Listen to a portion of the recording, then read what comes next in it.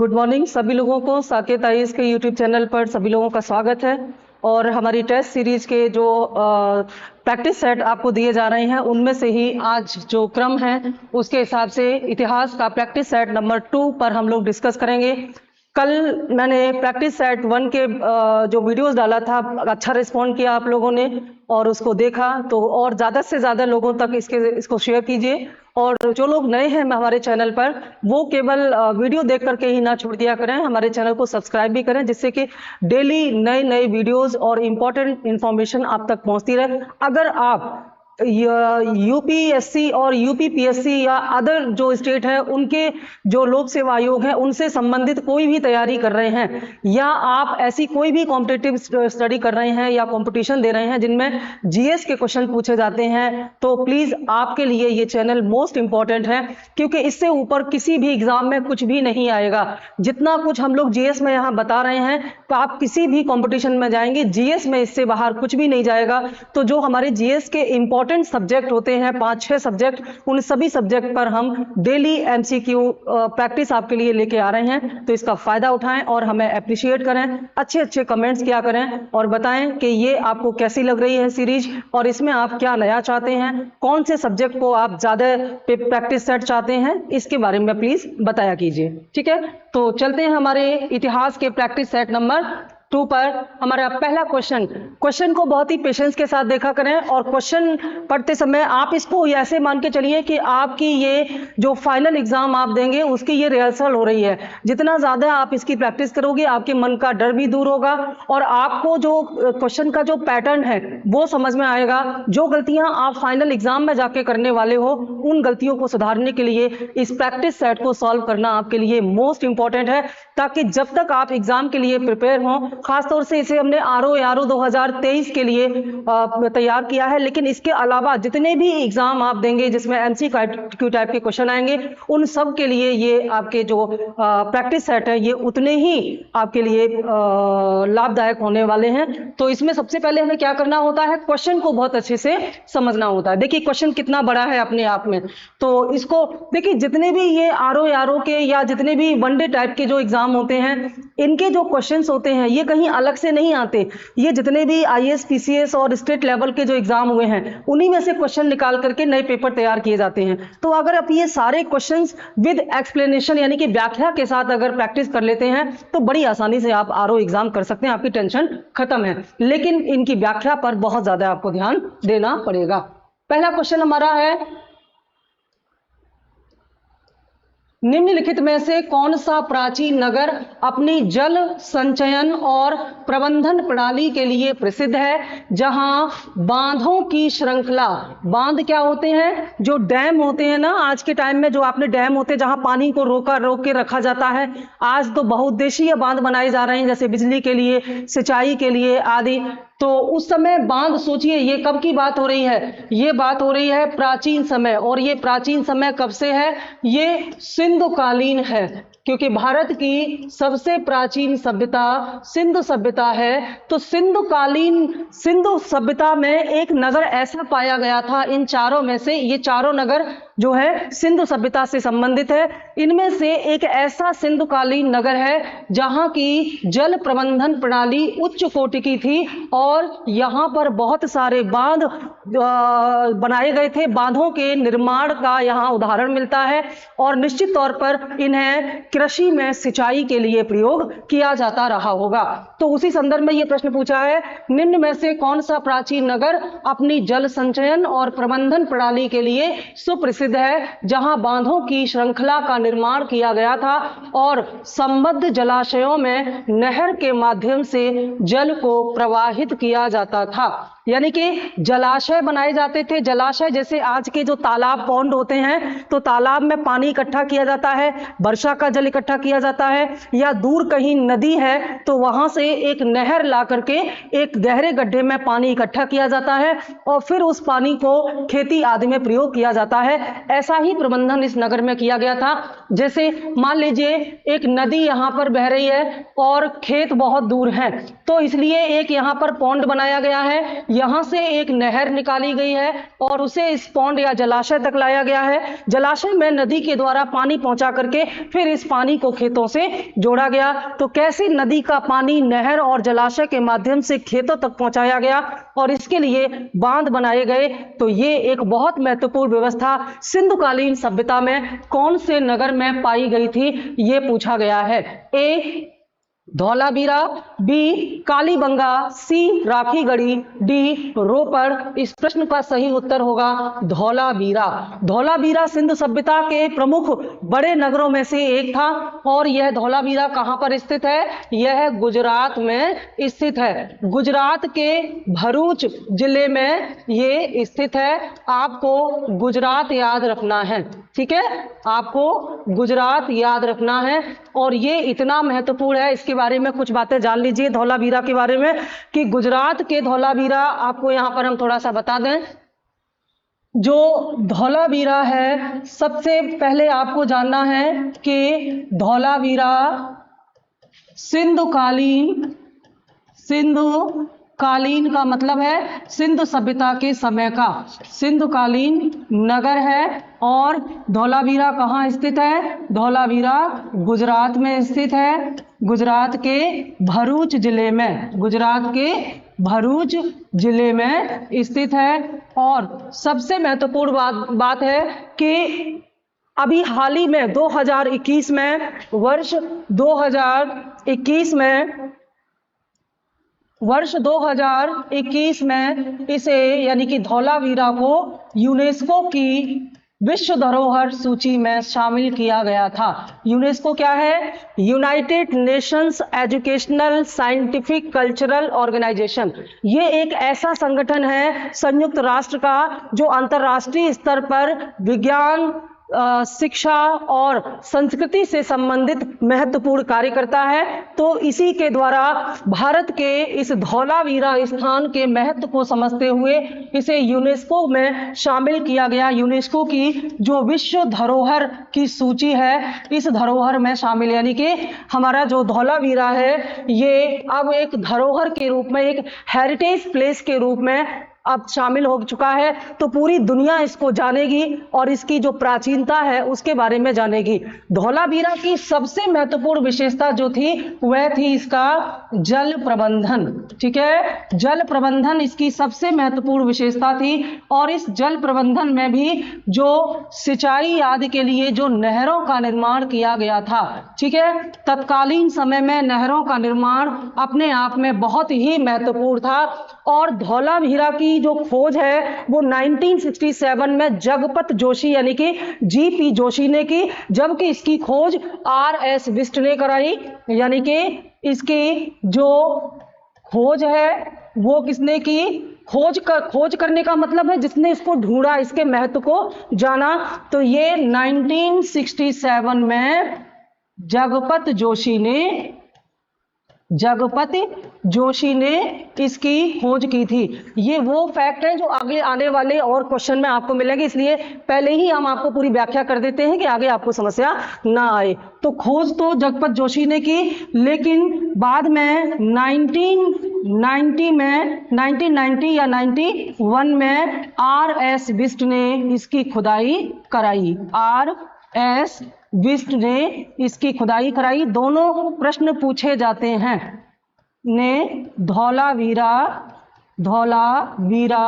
की, मैंने आपको बताया कि ये केवल प्रैक्टिस सेट नहीं है बल्कि ये आपके पूरे सिलेबस की समरी है, संक्षिप्त व्याख्या है, ठीक है। तो खुदाई कराने वाले का नाम अलग से याद रखना है और जिसने खोज की उसका नाम अलग से याद रखना है। देखिए धौलावीरा अपने आप में बहुत महत्वपूर्ण था। तो जो प्रश्न है उसके हिसाब से तो जल प्रबंधन की उच्चतम व्यवस्था याद रखना है। यहाँ जल प्रबंधन से मतलब घरों में इस्तेमाल होने वाला पानी नहीं, क्योंकि इस प्रश्न का उत्तर दूसरा है। जब आपसे ये पूछा जाए कि धौलावीरा के नगर धौलावीरा संस्कृति के किस नगर में जल आपूर्ति की व्यवस्था अच्छी थी और प्रत्येक घर में कुएं मिलते थे? तो उसका उत्तर मोहनजोदड़ो होगा। लेकिन यहाँ ये जो जल प्रबंधन पूछा गया है ये सिंचाई और नहरों के संदर्भ में पूछा गया है, तो ये व्यवस्था जो है धौलावीरा में हुआ करती थी। तो प्रश्नों को अच्छे से पढ़ के और समझ के आप अपने नेगेटिव मार्किंग से बच सकते हैं। धौलावीरा के बारे में और बहुत सारी चीजें ये है कि धौलावीरा में एक साइन बोर्ड मिला हुआ है। धौलावीरा में एक साइन बोर्ड मिला हुआ है और यह साइन बोर्ड जो है सफेद पत्थर का बना हुआ है। किसी और सिंधुकालीन नगर से ऐसा पत्थर नहीं मिला। यह दुनिया का सबसे पहला या पुराना साइन बोर्ड है और इस साइन बोर्ड में सिंधुकालीन 17 अक्षर जो है लिपि के 17 अक्षर लिपि प्राप्त हुई है और इसी से पता चलता है कि सिंधुकालीन लोगों को लिपि ज्ञान, अक्षर ज्ञान था। ठीक है, एक ये जानकारी यहां से मिलती है। इसके अलावा धौलावीरा जो है इस सिंधु सभ्यता का एकमात्र ऐसा नगर था जो 3 भागों में बटा हुआ था। देखिए, सिंधुकालीन नगर सिंपली अगर देखा जाए तो सिंधु काल में सबसे महत्वपूर्ण विशेषता क्या थी? सिंधु काल में सबसे महत्वपूर्ण विशेषता थी नगर नियोजन। ठीक है, नगर नियोजन, जिस तरह से नगर बनाए गए थे, उनकी प्लानिंग की गई थी, मकान एक लाइन में थे, नालियां विशेष प्रकार से बनाई गई थी, सड़कें विशेष प्रकार से। तो एक प्लानिंग के तहत नगरों का निर्माण किया गया था। जैसे आज हम स्मार्ट सिटी बनाते हैं या प्लान्ड पूरा एक सोसाइटी बनाते हैं, तो ऐसा ही कुछ था यहाँ पर। तो नगर नियोजन और जल प्रबंधन, ठीक है, जल प्रबंधन में दोनों चीजें आ गई थी, जल आपूर्ति और जल निकासी। ठीक है, तो नालियों का प्रबंधन इसी में आ जाएगा। इसके अलावा जो सड़क निर्माण है, सड़कों का निर्माण भी बहुत ही प्लानिंग से किया गया था।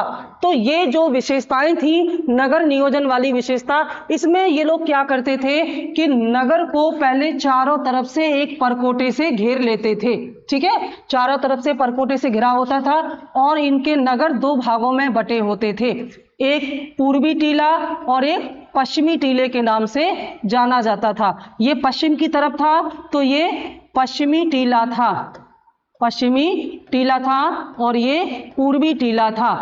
पश्चिमी टीला को क्या कहा जाता था? पश्चिमी टीला को दुर्ग या गढ़ी कहा जाता था। क्या कहा जाता था? दुर्ग या गढ़ी। और ये कैसे पता चलता है? जो इनका आकार है, जो स्ट्रक्चर है जो मिला हुआ है, कि ये ऊंचाई पर बने होते थे और यहाँ पर किले नुमा घेराबंदी की गई थी। किले नुमा भवन के साक्ष्य मिलते हैं। शायद ये नगर की सुरक्षा के लिए बनाए गए किले ही थे, इसीलिए इसे दुर्ग या गढ़ी का नाम दिया गया है। और पूर्वी टीले में निचला नगर था, ये निचला नगर था। तो यहाँ पर आम जनता रहती थी और यहाँ पर गढ़ी में वो सैनिक भी रहते थे और वो लोग रहते थे जो पूरे नगर की व्यवस्था को संभालते थे। इस प्रकार से जो नगर था, जो सिंधुकालीन नगर थे, वे इस प्रकार से 2 भागों में बटे होते थे। लेकिन धौलावीरा अपने आप में पहला इकलौता ऐसा नगर है जो कि 3 भागों में बटा हुआ है। और ये प्रश्न बहुत पूछा जाता है, एक पश्चिमी टीला, एक मध्य या मध्यमा और एक पूर्वी टीला। तो इसे क्या कहा गया है? इसे दुर्ग कहा गया है, इसे मध्यमा कहा गया है, ठीक है, और इसे पूर्वी टीला कहा गया है, या इसी को आप क्या कह सकते हैं? निचला नगर भी कह सकते हैं। ऐसा किसी और नगर में नहीं पाया गया, केवल धौलावीरा में ही पाया गया। इससे ये अनुमान लगाते हैं इतिहासकार कि जो सिंधु सभ्यता थी उसमें धौलावीरा में समाज में 3 स्तर दिखाई देते हैं। यहाँ पर वो लोग रहते थे जो प्रशासनिक रूप से पूरे सिस्टम को संभालते थे नगर के। यहाँ पर मध्यमा में मिडिल क्लास, जैसे आज हमारे समाज में होता है, वो रहते थे और यहाँ पर लोअर क्लास के लोग रहते थे। यह मध्यमा जो है यह केवल धौलावीरा में ही मिला है। त्रिस्तरीय नगरीय विभाजन केवल धौलावीरा से ही मिलता है, ये महत्वपूर्ण है। तो धौलावीरा से और आगे प्रश्न आने वाले हैं, उन्हीं को ध्यान में रख करके मैंने आपके सामने ये थोड़ी विस्तृत व्याख्या कर दी। अब प्रश्न पूछा है आपसे कि प्रश्न को फिर से देखें, निम्नलिखित में से कौन सा प्राचीन नगर अपनी जल संचयन और प्रबंधन प्रणाली के लिए प्रसिद्ध है, जहां बांधों की श्रृंखला का निर्माण किया गया था और संबद्ध जलाशयों में नहर के माध्यम से जल को प्रवाहित किया जाता था। देखिए, अब आपने जब बिना व्याख्या किए इस प्रश्न को देखा था उस समय कोई आइडिया नहीं लग रहा, लेकिन जैसे ही हमने आपको एक विस्तृत व्याख्या बता दी तुरंत आपको आंसर समझ में आ गया। ऐसा नहीं है कि आप लोग इसको कर नहीं पाएंगे, बहुत अच्छा करेंगे, बस उसके बारे में थोड़ी डिटेल्स जानने की जरूरत है। तो ये है हमारा धौलावीरा। अगला प्रश्न, अगले प्रश्न पर हम लोग,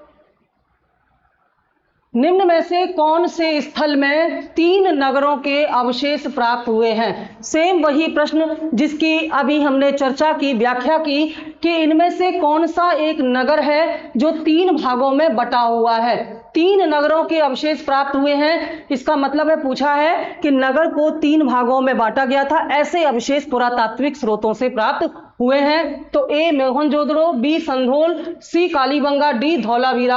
आप जान चुके हैं कि धौलावीरा में मध्यमा मिला है, ये 3 भागों में बटा हुआ था। ये भी अलग एक क्षेत्र है, आगे जब इनकी चर्चा होगी तो हम आपको बताएंगे।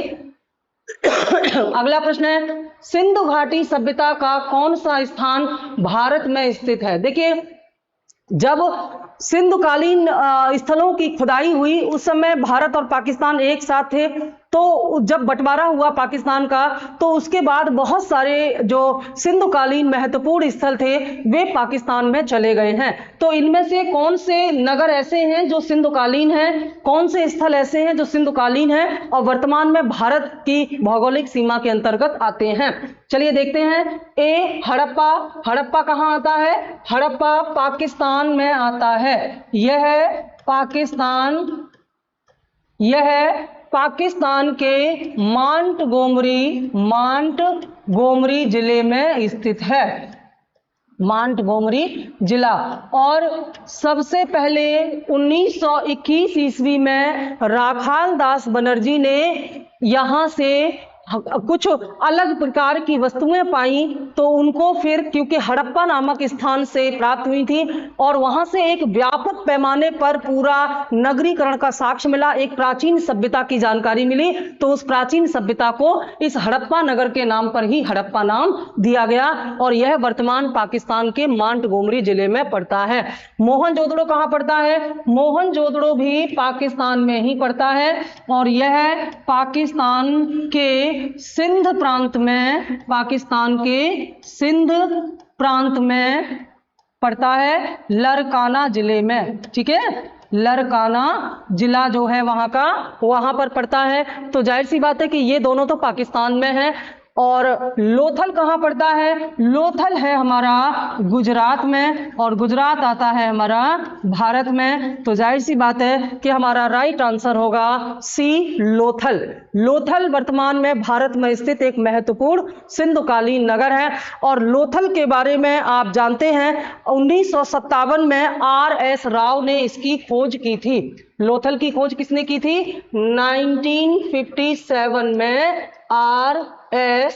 राव ने। ये प्रश्न बहुत पूछे जाते हैं, तो R.S. राव ने इसकी खोज की थी। लोथल से प्राप्त होने वाली महत्वपूर्ण वस्तुओं में से जो है उसको याद रखें, गोदीबाड़ा। ठीक है, डकयार्ड। गोदीबाड़ा का मतलब क्या होता है? समुद्र के किनारे स्थित वह क्षेत्र जहां पर जहाज या नाव को इकट्ठा रखा जाता है और वहां से वस्तुओं को नाव या जहाजों पर लादा जाता है और निकाला जाता है। तो ये सारी चीजें इस डकयार्ड या बंदरगाह के मिलने से यह पता चलता है कि सिंधुकालीन लोगों का इस लोथल के बंदरगाह के माध्यम से फारस की खाड़ी के माध्यम से समुद्री व्यापार भी होता था, क्योंकि लोथल जिस भोगवा नदी के किनारे पर स्थित था वह समुद्र में जाकर के मिलती थी और समुद्र के किनारे होने के कारण यह पता चलता है कि सिंधुकालीन लोग इसी समुद्र के रास्ते फारस की खाड़ी से होते हुए पश्चिमी देशों के साथ व्यापार करते थे और इसीलिए सुमेर सभ्यता और मिस्र की सभ्यता के साथ सिंधुकालीन लोगों के व्यापारिक संबंधों की जानकारी मिलती है। तो लोथल भारत में स्थित महत्वपूर्ण सिंधुकालीन नगर है। अगला प्रश्न, हाथी दांत का पैमाना कहां से मिलता है? ठीक है। हाथी दांत का पैमाना का मतलब है कि जो हाथी का दांत होता था उससे बना हुआ एक पैमाना के आकार की शेप मिलती है। पैमाना का मतलब होता है जैसे जिसको आप लोग सामान्य भाषा में पटरी बोलते हैं, जिनसे हम किसी चीज को नापते हैं, ठीक है ना। तो ये प्रश्न जो इसका उत्तर है पहले वो जान लें, फिर इसका महत्व समझते हैं। ए कालीबंगा, बी लोथल, सी धौलावीरा, डी बनावली। तो इसका राइट आंसर है बी लोथल, यानी कि लोथल में हाथी दांत का बना हुआ पैमाना मिलता है। एक प्रश्न पूछा जाता है कि मिट्टी का बना हुआ पैमाना कहां से मिलता है, तो मिट्टी का बना हुआ पैमाना कालीबंगा से मिलता है। अलग अलग प्रश्न हैं और इनके उत्तर भी अलग अलग हैं। इसके अलावा एक प्रश्न पूछा जाता है कि मिट्टी का बना हुआ रथ कहां से मिलता है, तो मिट्टी का बना हुआ रथ कालीबंगा में मिलेगा और तांबे का बना हुआ रथ बनावली में मिलेगा। धौलावीरा के बारे में आप लोग जान ही गए हैं। तो लोथल एक महत्वपूर्ण क्षेत्र है जहां से मैंने अभी अभी बताया एक गोदीबाड़ा या डकयार्ड मिला है, जो दुनिया का सबसे पुराना बंदरगाह है, वो मिलता है। और साथ ही साथ यहां से हाथी दांत का बना हुआ पैमाना भी मिलता है। और इसकी खोज किसने की थी, मैंने बताया इसकी खोज की थी 1957 में RS राव ने। यह प्रश्न बार बार पूछा जाएगा। तो ये जो पैमाना है इससे ये पता चलता है कि सिंधु काल के लोग जो मापन प्रणाली है इससे भी परिचित थे। तो जाहिर सी बात है कि लोथल से व्यापार होता था और विदेश व्यापार होता था, तो यहां पर माप आदि के लिए इस पैमाने का प्रयोग किया जाता होगा। ठीक है। अगला प्रश्न, हड़प्पा सभ्यता में पक्की मिट्टी का हल कहां से मिलता है। देखिए अभी भी इस प्रश्न पर चर्चा की। मैंने कहा ना, जब एक क्वेश्चन पर आप अच्छे से डिस्कस करते हो तो आप समझ लो कि आप नए प्रश्नों के उत्तर तैयार कर रहे हैं। हड़प्पा सभ्यता में पक्की मिट्टी का हल कहां से पाया जाता है। ठीक है। ए मोहनजोदड़ो, बी बनावली, सी कालीबंगा और डी लोथल। तो जाहिर सी बात है कि बनावली से जो है ये पक्की मिट्टी का हल पाया जाता है। ठीक है।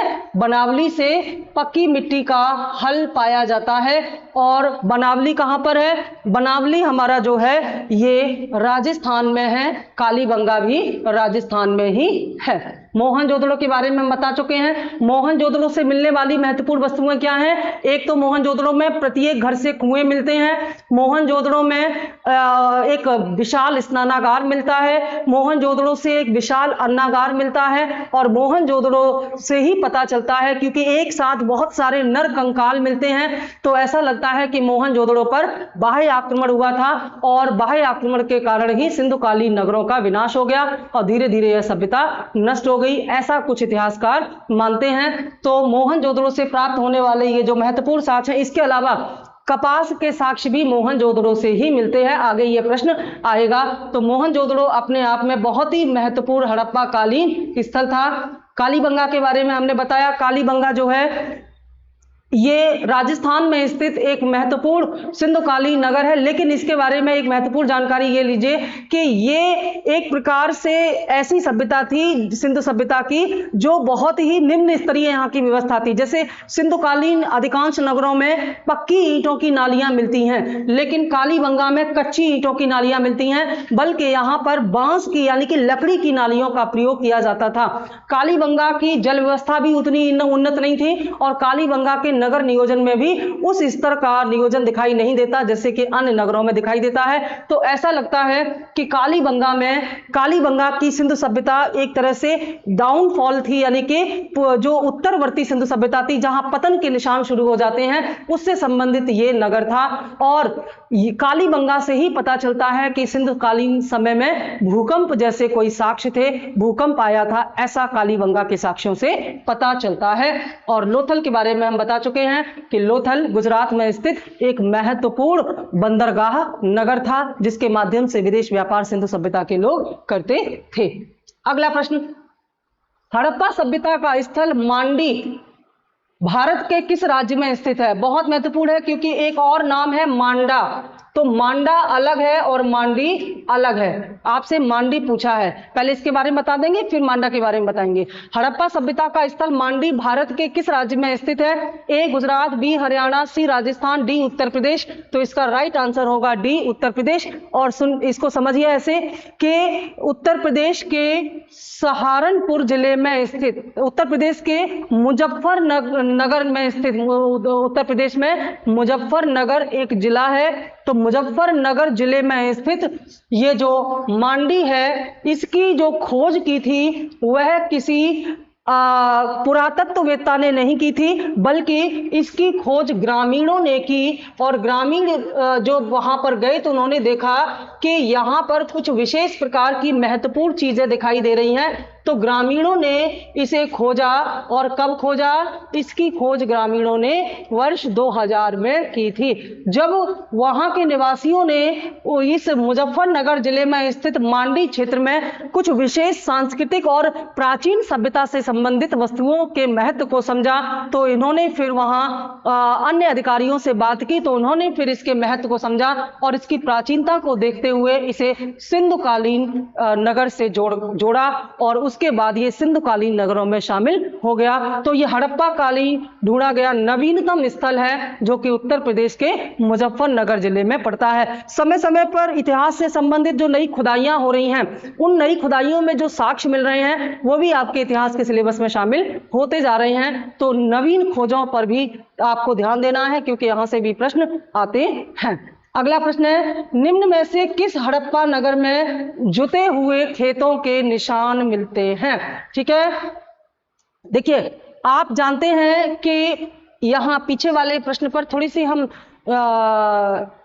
चर्चा कर दें। ये जो मैंने आपको बताया था मांडा के बारे में, ये अब मुझे याद आ गया, बताना है आपको। तो मांडा के बारे में बताने के लिए आपको देखना होगा कि सिंधुकालीन जो सभ्यता थी, जो विस्तार था, वो उसके जो पूर्वी, पश्चिमी, उत्तरी और दक्षिणी जो बिंदु थे वे कौन कौन से थे, इसके बारे में जान लीजिए। पहली जानकारी ये आपको होनी चाहिए कि सिंधु सभ्यता जिस भौगोलिक क्षेत्र में विस्तारित थी उसका आकार त्रिभुजाकार था, यानी कि त्रिभुजाकार आकार में विस्तारित थी सिंधुकालीन सभ्यता। और उसमें जो इनका सबसे उत्तरवर्ती यानी कि नॉर्थ में सबसे ऊपर का जो नगर था, जो कि इनके भौगोलिक क्षेत्र में सबसे उत्तर दिशा में पड़ता था, वो था मांडा। ठीक है, वो था मांडा। और मांडा कहाँ पड़ता है? मांडा पड़ता है कश्मीर में।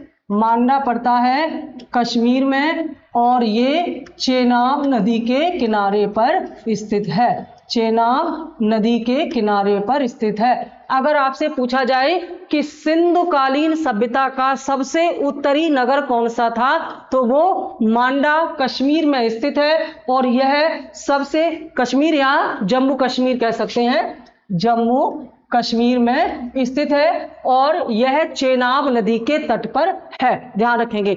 सबसे दक्षिणी जो नगर था इनका सिंधु सभ्यता का, वो क्या था? वो है दायमाबाद या दैमाबाद।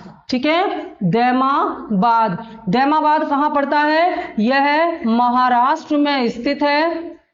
महाराष्ट्र में स्थित है और महाराष्ट्र के अहमदाबाद जिले में प्रवरा नदी के किनारे पर स्थित है। प्रवरा नदी, ये बहुत महत्वपूर्ण है, पूछे जाते हैं। तो दक्षिणी बिंदु कहां पर है? दायमाबाद। ये प्रवरा नदी के तट पर स्थित है, वर्तमान महाराष्ट्र राज्य में पड़ता है। और महाराष्ट्र के किस जिले में पड़ता है? महाराष्ट्र के अहमदनगर जिले में दायमाबाद पड़ता है। सबसे पूर्वी जो है, यानी कि सबसे पूर्वी नगर जो सिंधु सभ्यता का है वह है आलमगीरपुर। आलमगीरपुर, ठीक है। आलमगीरपुर कहाँ है? आलमगीरपुर उत्तर प्रदेश के मेरठ जिले में स्थित है। उत्तर प्रदेश के मेरठ में स्थित है और यह हिंडन नदी के किनारे पर है। ये सारी इंफॉर्मेशन आपके लिए बहुत ज्यादा महत्वपूर्ण है। आलमगीरपुर मेरठ में हिंडन नदी के किनारे पर स्थित सिंधु सभ्यता का सबसे पूर्वी नगर है। ठीक है, अब यहां पर आ गया आपका वेस्ट में यानी कि पश्चिम में स्थित सबसे महत्वपूर्ण नगर या अंतिम नगर कौन सा है सिंधु सभ्यता का, तो वो है सुतकांगेडोर। सुतकांगेडोर, ठीक है। सुतकांगेडोर कहाँ है, ये बलूचिस्तान में है और बलूचिस्तान पाकिस्तान द्वारा जबरदस्ती कब्जाया गया एक क्षेत्र है, बलूचिस्तान में है और किस नदी के किनारे है, दाश्क नदी के तट पर है। दाश्क नदी बेहद महत्वपूर्ण इंफॉर्मेशन है, इसको आप अपने नोटबुक में नोट कर लीजिए और इसको बार बार दोहराइए क्योंकि बहुत सारे प्रश्न यहाँ से आते हैं। तो सबसे उत्तरी नगर सिंधुकालीन, सबसे उत्तरी स्थल मांडा, दक्षिणी स्थल दायमाबाद, पूर्वी स्थल आलमगीरपुर और पश्चिमी स्थल सुतकांगेडोर है। इसको ध्यान में रखेंगे। चलिए अगले प्रश्न की ओर हम लोग बढ़ते हैं। हमारा अगला प्रश्न है, निम्न में से किस हड़प्पा नगर में जुते हुए खेतों के निशान मिलते हैं, तो इसका उत्तर देख लेते हैं। ए कालीबंगा, बी धौलावीरा, सी मोहनजोदड़ो और डी लोथल। राइट आंसर इसका होगा ए कालीबंगा। देखिए सिंधुकालीन सभ्यता मूलतया जो कृषि थी उस पर आधारित थी, लेकिन कृषि का विकास इतना अच्छा हुआ था कि व्यापार वाणिज्य भी बहुत उन्नत स्थिति में थे। तो सिंधु सभ्यता में व्यापार की स्थिति इतनी अच्छी थी कि न केवल घरेलू स्तर पर बल्कि विदेशी स्तर पर सिंधुवासी लोग अच्छा खासा व्यापार करते थे। और ये तभी संभव हो पाता है, किसी भी देश का व्यापार तभी संभव हो पाता है जब कृषि में सरप्लस की स्थिति होती है, यानी कि जब कृषि क्षेत्र में जब आवश्यकता से अधिक उत्पादन होता है तभी उस देश में व्यापार संभव हो पाता है। तो सिंधुकालीन जो लोग थे वे खेती बहुत अच्छी स्थिति में थी, इनकी कृषि कार्य बहुत अच्छी स्थिति में करते थे और इसके साक्ष्य कालीबंगा से मिले हैं, जहां जुते हुए खेतों के साक्ष्य। जुते हुए खेतों से क्या पता चलता है कि इन लोगों को, सिंधुकालीन लोगों को खेतों को जोतने की कला मालूम थी और इसीलिए इनकी कृषि अच्छी होती थी। अब आप सोचिए कि इतनी प्राचीन हजारों वर्ष बीत जाने के बाद भी खेतों में अगर जुताई के साक्ष्य मिल रहे हैं तो इसका मतलब है कि जुताई काफी गहरी रही होगी और जुताई के बाद खेतों में जो विशेष प्रकार की मिट्टी के निशान पड़ जाते हैं वो इतने लंबे समय तक तभी सुरक्षित रह सकते हैं जब, और यहां संभावना ये व्यक्त की जा रही है कि लकड़ी के फाल का जो हल था उसे गहराई से खेती की जाती थी, जुताई की जाती थी, जिससे कि इसमें अच्छी फसल पैदा होती थी। और इतना ही नहीं, कालीबंगा से एक साथ कई सारी फसलों की कृषि किए जाने का प्रमाण भी मिलता है, यानी कि बहुफसलीय खेती या बहुफसलीय कृषि का साक्ष्य भी कालीबंगा से ही मिलता है। ये आप याद रखेंगे। बाकी तीन के बारे में हम पीछे आपको बता चुके हैं। जहां जहां कुछ नया फैक्ट आएगा वो हम साथ साथ आपको बताएंगे। हड़प्पा काल में तांबे का रथ किस स्थान से मिला हुआ है? तांबे का रथ, आप जानते हैं हड़प्पा कालीन सभ्यता जो है वो ताम्र कालीन सभ्यता थी। ये लोग तांबे का इस्तेमाल करते थे क्योंकि उस समय तांबा आसानी से उपलब्ध, जिस क्षेत्र में इनका विस्तार हुआ था वहां तांबे को आसानी से प्राप्त किया जा सकता था। तो ताम्रकालीन सभ्यता होने के कारण यह कोई आश्चर्य की बात नहीं है कि तांबे का बना हुआ था। आश्चर्य यह है कि रथ बना हुआ था, यानी कि रथ जैसी आकृति का तांबे का यह जो आकार था, जो एक तरह से कलाकृति थी, इससे दो बातें पता चलती। पहली ये कि रथ के रूप में ये एक विशेष प्रकार के वाहन का इस्तेमाल करते थे जिससे कि इनको आने जाने में आसानी होती थी। हालांकि सिंधु सभ्यता में कहीं भी युद्ध के साक्ष्य नहीं मिलते हैं क्योंकि सामान्यतः रथ का प्रयोग युद्ध में ही किया जाता था और सिंधुकालीन लोगों को घोड़े के बारे में पता नहीं था, तो रथों को घोड़े से चलाने का कोई मतलब नहीं था। तो कुल मिलाकर के ये रथ जैसी आकृति जो है इसे हम बैलगाड़ी के संदर्भ में वर्तमान में देख सकते हैं। तो तांबे का बना हुआ ये जो रथ है किस स्थान से प्राप्त हुआ था? ए कुनाल, बी राखीगढ़ी, सी दायमाबाद और डी बनावली। तो राइट आंसर है यहां पर, एक मिनट, राइट आंसर आपका दायमाबाद होगा। राइट आंसर है दायमाबाद। दायमाबाद कहां पड़ता है? मैंने बताया दायमाबाद भारत का दक्षिणी बिंदु पर पड़ने वाला एक महत्वपूर्ण सिंधुकालीन स्थल है और ये जो है वो प्रवरा नदी के तट पर स्थित है। ठीक है, जिसके बारे में मैंने बताया। तो दायमाबाद में तांबे का रथ का आकार या कलाकृति प्राप्त हुई है। ठीक है, अगला प्रश्न, निम्न में से सिंधु सभ्यता से संबंधित कौन से केंद्र उत्तर प्रदेश में स्थित हैं? यानी कि सिंधु सभ्यता से संबंधित जो खुदाई हुई है उसमें कौन से ऐसे नगर हैं इसमें जो कि उत्तर प्रदेश में पड़ते हैं? तो अगर आप लोग उत्तर प्रदेश से बिलोंग करते हो तो फटाफट इसका आंसर दे दीजिए अगर आप इसके बारे में जानते हैं तो। पहला है कालीबंगा, दूसरा लोथल, तीसरा आलमगीरपुर और चौथा हुलास।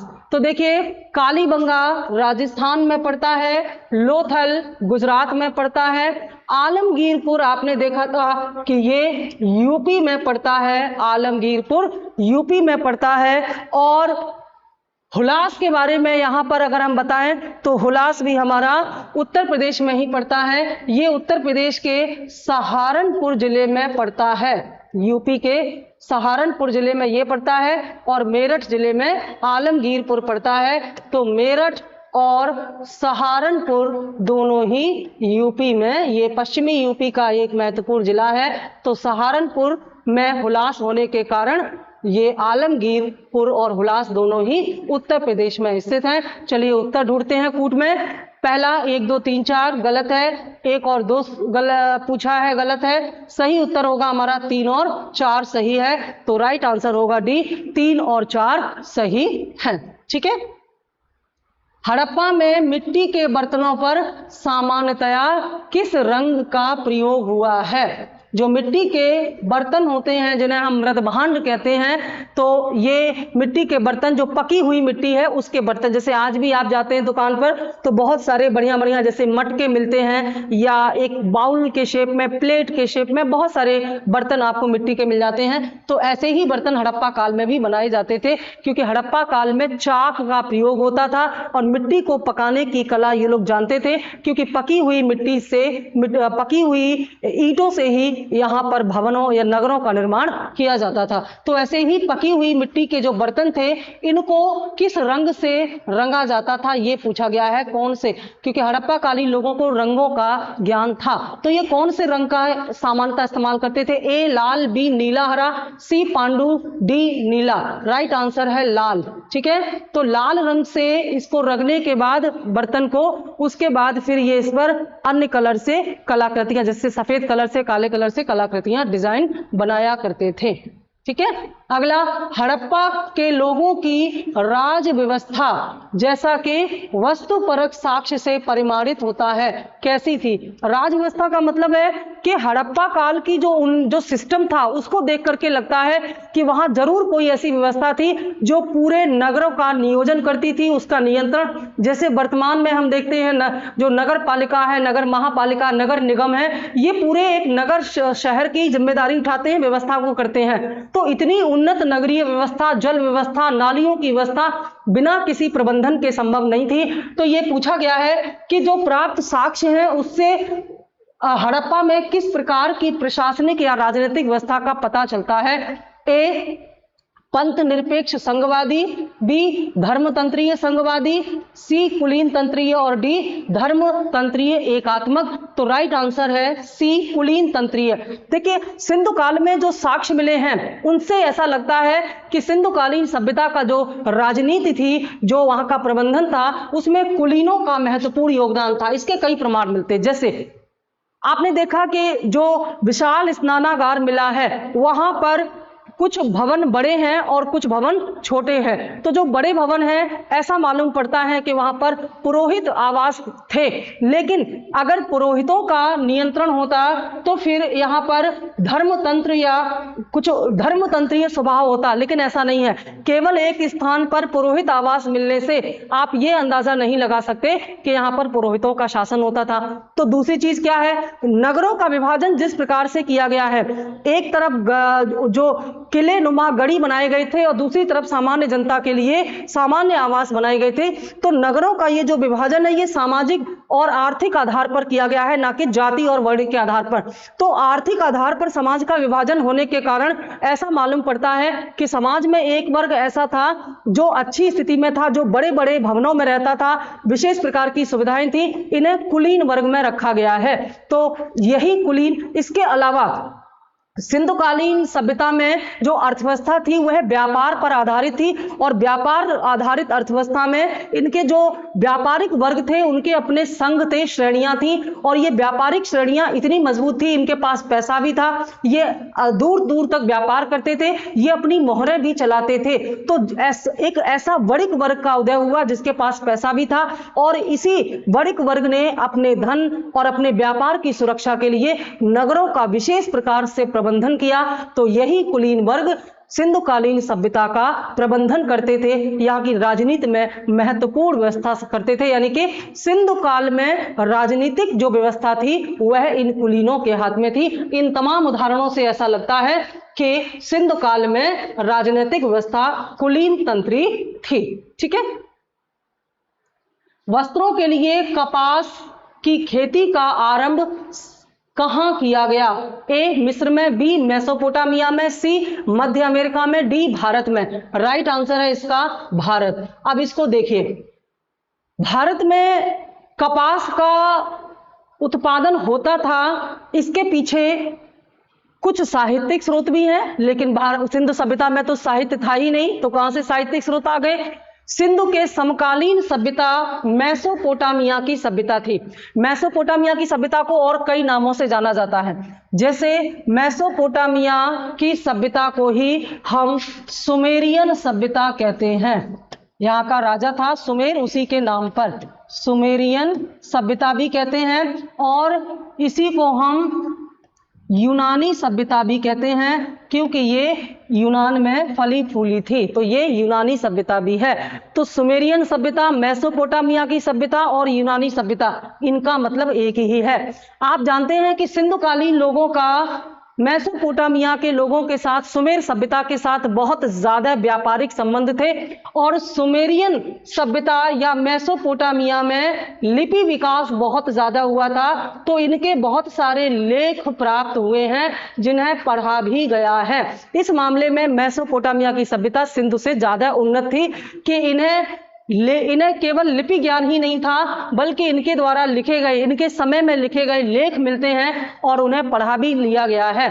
तो मेसोपोटामिया के लेखों में सिंधु का नाम मिलता है, जहां पर सिंधु सभ्यता को मेलोहा नाम से व्यक्त किया गया है। और इतना ही नहीं, यहां इन लेखों में एक नाम मिलता है सिंडोन। ठीक है, नाम मिलता है सिंडोन, और ये सिंडन जो है, सिंडन सिंधु के लिए ही इस्तेमाल किया करते थे, सिंधु के लिए सिंडन इस्तेमाल करते थे, और इसीलिए इन्होंने मेसोपोटामिया ने सिंडोन नाम जो यूज किया है वो कपास के लिए किया है। यानी कि दुनिया में पहला लिखित साक्ष्य मेसोपोटामिया के लेख में मिला है, और इन लेखों में भारत को सिंडोन कहा गया है, और यहाँ सिंडोन को कपास से जोड़ा गया है, और सिंडोन नाम सिंडन से निकला हुआ है, क्योंकि मेसोपोटामिया के लोग सिंध को सिंडन कहते थे, और सिंडन से जुड़ा हुआ होने के कारण कपास को भी सिंडोन कहते थे। इससे यह पता चलता है कि भारत के लोगों को या सिंधुकालीन लोगों को कपास का ज्ञान था, और यहाँ कपास का उत्पादन होता था। इसके अलावा मोहनजोदड़ो से जो सूती वस्त्र है उसकी छाप मिलती है। जैसे कुछ मिट्टी के बर्तन हैं, उन पर एक छाप, जैसे गीली मिट्टी पर कोई कपड़ा चिपका दिया जाए और फिर उसको हटा दिया जाए तो उस मिट्टी पर एक विशेष प्रकार की छाप पड़ जाती है। तो जो इतिहासकार, पुरातत्ववेद हैं, उन्होंने एक गहन अध्ययन के बाद पाया कि मिट्टी के एक बर्तन पर जो मोहनजोदड़ो से मिला है वहां से सूती वस्त्र की छाप मिलती है। और ये सारे साक्ष्य, ये पुरातात्विक साक्ष्य हो गया और ये आपका साहित्यिक साक्ष्य हो गया। इनसे ये पता चलता है कि सिंधवासी कपास का उत्पादन भी करते थे और वस्त्रों का निर्माण भी करते थे। तो सबसे ज्यादा महत्व, क्योंकि साहित्यिक स्रोतों में और पुरातात्विक स्रोतों में जब समानता हो जाती है तो फिर वो उस बात को इतिहास भी स्वीकार कर लेता है। तो यहाँ पर सिंधुकालीन लोगों को कपास का ज्ञान था, उसके संदर्भ में महत्वपूर्ण जानकारी हम आपको साक्ष्य के आधार पर दे रहे हैं। ठीक है। हड़प्पा स्थलों में व्यापक रूप से अनाज का पाया जाना यह इंगित करता है कि, मैंने अभी भी आपको बताया कि सिंधु सभ्यता में अनाज का उत्पादन अच्छी स्थिति में होता था क्योंकि कृषि अच्छी स्थिति में थी। तो यहाँ पर अनाज का पाया जाना, व्यापक रूप से अनाज का पाया जाना, यह क्या संकेत देता है? ए, हड़प्पा वासी अपने खेतों में हल चलाते थे। बी, हड़प्पा वासी अपने खेतों में बीजों का छिटका बोआई करते थे। सी, हड़प्पा स्थलों में कृषि का व्यापक प्रचलन था। डी, हड़प्पा काल में खाद्यान्न जैसी थोक मदों में व्यापार सुस्थापित था। आप चारों में देखेंगे तो सबसे महत्वपूर्ण डी आपको दिखाई पड़ेगा, क्योंकि दोनों कथन आपस में मिलते हैं कि हड़प्पा सभ्यता में व्यापक रूप से अनाज का पाया जाना, यानी कि हड़प्पा कालीन जो नगर थे, महत्वपूर्ण स्थल थे, वहां से बड़ी मात्रा में अनाज मिलना इस बात का संकेत है कि हड़प्पा काल में खाद्यान्न जैसी थोक मदों में व्यापार होता था, यानी कि जो अनाज थे उनका थोक व्यापार होता था। और इसी का उदाहरण मिलता है हमको, कहाँ मिलता है? इसका उदाहरण हमको मिलता है जब लोथल में हमें दिखाई देता है कि बड़ी मात्रा में व्यापार होता था। यहाँ पर धान की भूसी मिलती है, यहाँ पर अनाज मिलता है जो गोदीवाड़ा है वहां से। और इसके अलावा जो सबसे बड़ा प्रमाण मिलता है इस बात को सिद्ध करने के लिए, वो मोहनजोदड़ो के अन्नागार से मिलता है। मोहनजोदड़ो में एक विशाल स्नानागार मिलने के साथ साथ विशाल अन्नागार मिला है, और उस विशाल अन्नागार में कुछ इतिहासकार इसे अलग अलग नाम से संबोधित करते हैं, लेकिन वह साफ दिखाई देता है कि एक बड़ा चबूतरा है और उस चबूतरे पर छोटे छोटे चबूतरे बने हुए हैं जिन पर अनाज बेचा जाता था। और जो कुलीन वर्ग था, जो पूरा सिस्टम संभालता था वहां का, उसे जो लोग हैं उनसे टैक्स के रूप में जो अनाज मिलता था उस अनाज को वहां पर रखा जाता था। तो ये अन्नागार गोदाम की तरह, सरकारी गोदाम की तरह प्रयोग होता था, और निश्चित तौर पर यह तभी हो सकता था जब अनाज अधिक मात्रा में पैदा हो। तो व्यापक रूप से अनाज प्राप्त होने का यह प्रमाण है कि हड़प्पा काल में खाद्यान्न का या अनाज का थोक व्यापार होता था। इसके उदाहरण हमें लोथल से और मोहनजोदड़ो के अन्नागार से मिलते हैं। अगला प्रश्न हमारा, हड़प्पा सभ्यता के विषय में निम्न कथनों में से कौन सा एक सही है? ए, मानक हड़प्पा मुद्राएं मिट्टी की बनी थी। बी, हड़प्पा के, सबसे पहले ये देखिए क्या पूछा है, सही है। कभी कभी पूछता है सही नहीं है, यहां पर आपको बताना है सही है। हड़प्पा के निवासी न तो कांस्य के विषय में जानते थे और ना ही ताम्र के विषय में जानते थे। सी, हड़प्पा सभ्यता ग्राम आधारित सभ्यता थी। डी, हड़प्पा के निवासी कपास उगाते थे और प्रयोग में लाते थे। अब देखिए पहला क्या है, मानक हड़प्पा मुद्राएं मिट्टी की बनी होती थी। पहली बात तो हड़प्पा सभ्यता में मुद्राएं थी ही नहीं, उस समय मुद्रा का प्रचलन नहीं था, बल्कि व्यापार वस्तु विनिमय के आधार पर होता था, यानी कि वस्तुओं की अदला बदली होती थी, ना कि मुद्रा और वस्तुओं की। मोहरें मिलती हैं, मोहर और मुद्रा में अंतर होता है। मोहर एक ऐसे प्रतीक चिन्ह होते हैं जो व्यापारियों द्वारा या व्यापारिक संघों के द्वारा आपस में लेन देन के लिए प्रयोग किए जाते थे, लेकिन मुद्रा वह होती है जिसे समस्त जनता सामान्य रूप से एक दूसरे से वस्तुओं के लेन देन में प्रयोग करे। तो मुद्रा का चलन नहीं था। भारत में मुद्रा का प्राचीनतम उपयोग जो है वो 6ठी शताब्दी ईसा पूर्व, यानी कि महाजनपद काल से भारत में मुद्रा का प्रचलन शुरू हुआ, और भारत की सबसे प्राचीन मुद्राओं को हम आहत मुद्रा कहते हैं। ठीक है, इन्हें आहत मुद्रा इसलिए कहते हैं क्योंकि यह मिट्टी की बनी होती थी, पकी हुई मिट्टी, और उनको दबा करके उन पर एक चिन्ह बना दिया जाता था। तो इस समय सिंधुकालीन सभ्यता में मुद्राएं नहीं थी, तो यह गलत होगा।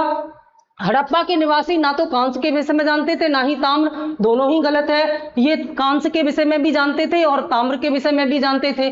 ठीक है, क्योंकि तांबा और टिन मिलाकर के ही कांसा बनता है। इसके कांस्यकालीन सभ्यता ही इनको कहा गया है, सिंधु सभ्यता को। इसके अलावा हड़प्पा सभ्यता ग्राम आधारित थी, बिल्कुल गलत है, क्योंकि हड़प्पा सभ्यता में व्यापार अच्छी स्थिति में था, इसलिए यह एक नगरीय सभ्यता थी। हड़प्पा सभ्यता के निवासी कपास उगाते थे और प्रयोग में लाते थे। थे। इसके उदाहरण हम पीछे अभी व्याख्या में आपको बता चुके हैं, तो यही हमारा सही उत्तर होगा। अगला प्रश्न है, सिंधु घाटी के लोग विश्वास करते थे, किस पर विश्वास करते थे? ए आत्मा और ब्रह्म में करते थे, कर्म कांड में करते थे, यज्ञ प्रणाली में करते थे, मात्र शक्ति में। यस, ये सही बात है, क्योंकि सिंधुकालीन लोग खुदाई में जो तमाम साक्ष्य मिले हैं उसमें ज्यादातर जो मूर्तियां हैं वे स्त्री शक्ति से संबंधित है, जैसे उर्वरा शक्ति के रूप में पृथ्वी माता की पूजा करना, और शायद पृथ्वी को माता कहने वाले दुनिया में ये पहले लोग थे। आज भी हमारे देश में भारत को माता कहा जाता है, दुनिया के किसी भी देश में ऐसा नहीं होता है। तो ये हमारी प्राचीन सभ्यता सिंधु से ही जुड़ी हुई है, क्योंकि पृथ्वी से बहुत सारे उत्पादन होते थे, पृथ्वी की उर्वरा शक्ति की ये पूजा करते थे और इसीलिए मातृ शक्ति के रूप में इसकी पूजा किया करते थे। इसके अलावा जो बहुत सारी नारी मूर्तियां मिलती हैं, तो देवियों की संख्या अधिक होने के कारण यह पता चलता है कि ये मातृ शक्ति में विश्वास रखते थे और सिंधुकालीन सभ्यता इसीलिए मातृ प्रधान सभ्यता मानी जाती है। अगला, हड़प्पा संस्कृति के बारे में निम्नलिखित में से कौन सा कथन सही नहीं है? यहां आपको बताना है सही नहीं है। 3 सही है, 1 गलत है, और जो गलत है वही प्रश्न का उत्तर है। ए, यह उपमहाद्वीप में आरंभिक नगरों का साक्षी रहा।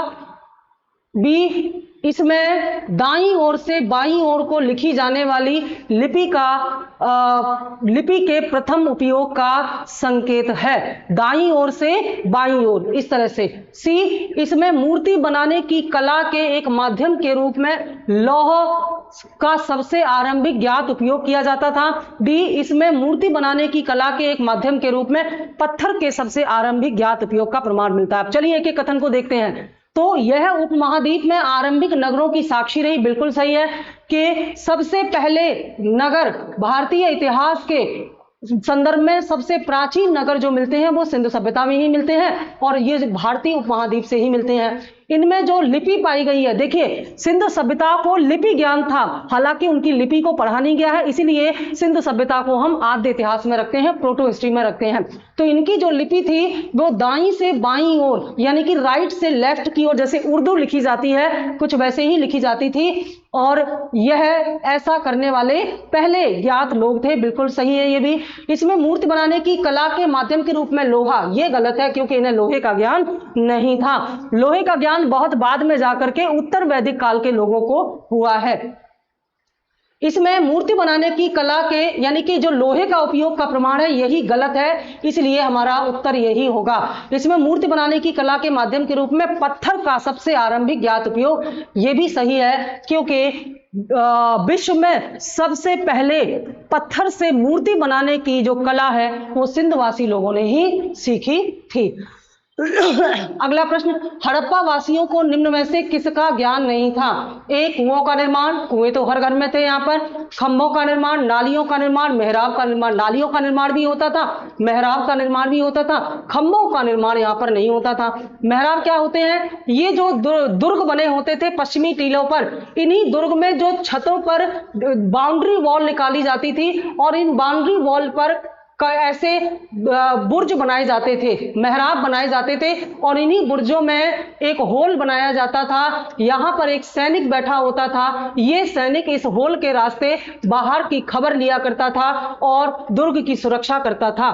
तो दुर्ग जिस दीवार से घिरा हुआ था, उस दीवार पर जो कंगूरे नुमा जो बुर्ज बने हुए थे उन्हीं को मेहराब कहा जाता है, और यह सुमेरियन सभ्यता का प्रभाव था। ऐसा माना जाता है कि मेहराबों का प्रयोग सुमेरियन सभ्यता से किया गया था और भारत के सिंधुकालीन लोगों ने वहीं से यह कला सीखी। लेकिन खंभों का निर्माण कहीं भी सिंधुकालीन नगरों में नहीं हुआ था। ठीक है, नालियों के निर्माण में तो इनकी व्यवस्था विश्व स्तरीय थी, उच्च क्वालिटी की थी, कि जिस प्रकार से इन्होंने नालियां बनाई हैं, नालियां घरों से निकलती थी, गलियों में जाती थी और उसके बाद मुख्य नालियों में मिलती थी, मुख्य सड़क पर जाकर के। उनमें बीच बीच में मेन होल बने रहते थे जिनकी समय समय पर सफाई होती थी, और नालियां पक्की ईंटों से बनी होती थी जो ढकी हुई होती थी थी। ये बहुत बेहतरीन व्यवस्था थी सिंधु काल में जल निकासी प्रबंधन के तहत। अगला प्रश्न, लेखन कला की उचित प्रणाली विकसित करने वाली प्राचीन सभ्यता कौन सी थी? लेखन कला की उचित प्रणाली, ठीक है, तो सिंधु सभ्यता में लिपि तो थी लेकिन लेखन कला का विकास नहीं हुआ था। ए सिंधु, बी मिस्र, सी सुमेरियन और डी चीन। तो सही उत्तर है सी, यानी कि सुमेरियन लोगों की लेखन प्रणाली उस समय उच्च क्वालिटी की थी। मिस्र और चीन की सभ्यताएं भी सिंधु की समकालीन सभ्यताएं थी। इन्हें लिपि ज्ञान तो था लेकिन लेखन कला का ज्ञान इनको उस प्रकार से नहीं था। ठीक है, अगला प्रश्न, निम्न में से किस पशु की आकृति जो मोहर पर मिली है? मोहर और मुद्रा में अंतर मैंने बताया। किस पशु की आकृति जो मोहर पर मिली है, जिससे ज्ञात होता है कि सिंधु व मेसोपोटामिया की सभ्यताओं के मध्य व्यापारिक संबंध थे? ए घोड़ा, बी गधा, सी बैल, डी हाथी। तो इसमें राइट आंसर है सी बैल। देखिए, जो सिंधुकालीन लोग थे और जो मेसोपोटामिया थे, यानी कि सिंधु और मेसोपोटामिया में मोहरों पर बैल की आकृति मिलती है और दोनों ही स्थानों पर से प्राप्त मोहरों पर जो बैल की जो मोहरों पर जो आकृति मिलती है उसमें बैल और मनुष्य दोनों को युद्ध करते हुए दिखाया गया है। तो बैल और मनुष्य के बीच युद्ध की ये जो आकृतियां हैं ये समान रूप से मेसोपोटामिया और सिंधुकालीन मोहरों पर मिलती हैं और दोनों में समानता होने के कारण यह अंदाजा लगाया जाता है कि यह आदान प्रदान, यानी कि यह जो मोहरों की समानता का जो आदान प्रदान है यह निश्चित ही दोनों सभ्यताओं में व्यापारिक संबंधों के कारण हुआ था। तो मिस्र तो जो मेसोपोटामिया और जो सिंधुकालीन लोग थे ये आपस में व्यापारिक संबंध किया करते थे। लास्ट प्रश्न है, निम्न पशुओं में से किस एक का हड़प्पा संस्कृति में पाई गई मोहरों और टेराकोटा कलाकृतियों में निरूपण नहीं हुआ है? मतलब सिंधुकालीन लोगों को इनमें से किस एक पशु के बारे में जानकारी नहीं थी? ए गाय, बी हाथी, सी गैंडा, डी बाघ। तो राइट आंसर है ए गाय। सिंधुकालीन लोग किस पशु के बारे में नहीं जानते थे? गाय के बारे में नहीं जानते थे, क्योंकि गाय की आकृति कहीं भी न मोहर पर न कहीं भी मिली है, बाकी इनकी आकृतियां अलग अलग स्थानों पर पाई गई हैं। तो ये था हमारा जो इतिहास का practice set number 2। Most important question जो है उनके ये जो आपके सामने प्रैक्टिस सेट 2 के पूरे आंसर शीट दी हुई है, इनको आराम से देखिएगा और बार बार इसको प्रैक्टिस कीजिएगा। हिस्ट्री से आने वाले प्रश्न अगर आप एक बार तैयार कर लेंगे तो आने वाले जितने भी एग्जाम हैं आप आरओ के अलावा भी ये सब में आपके लिए काम आने वाला है। Thank you.